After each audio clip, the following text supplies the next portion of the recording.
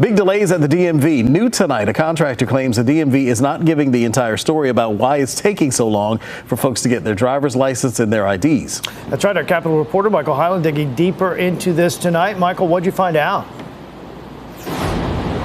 Well, this has certainly created frustration for a lot of customers, but the company that prints these cards says the DMV is giving misleading information about why this happened in the first place. It can be a long wait at the DMV and a long wait after you leave. And it took 4 hours to get in and get my temporary license. Mandy Fredenhagen just moved here from Texas. Like many other customers, the DMV is alerting them it's taking much longer than normal to send them their permanent license or ID card in the mail. The typical 15-day wait is upwards of 6 weeks, leaving some people at risk of their temporary IDs expiring before they get their official one. People are frustrated. Republican Senator Michael Lazzara says what he heard from DMV didn't add up. We weren't told the truth. We had to find out the truth ourselves.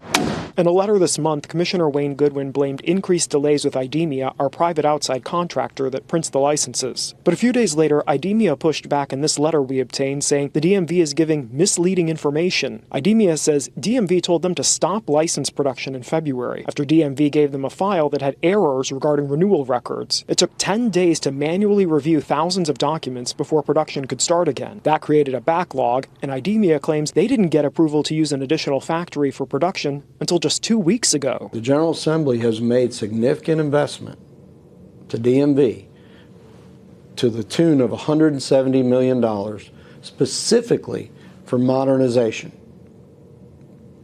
And we're no further today than where we were 5 years ago.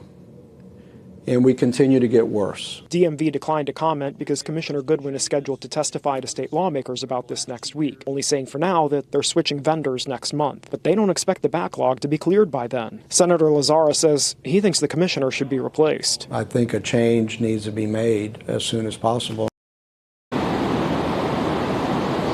DMV says people who don't get their official ID before the temporary one expires can give them a call.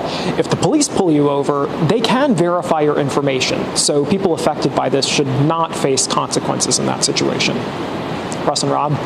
Hey, Michael, you told us a few months ago there were lawmakers talking about potentially privatizing the DMV. Where is that at this point? It doesn't sound like at this point we're going to see any legislation outright privatizing the DMV, but I did ask Senator Lazzara about that. He said we will see some legislation that could give the General Assembly some more direct oversight, was how he put it, of the DMV, and also establish some timelines for DMV to get through their modernization plan. All right, Michael, thanks so much. We appreciate it.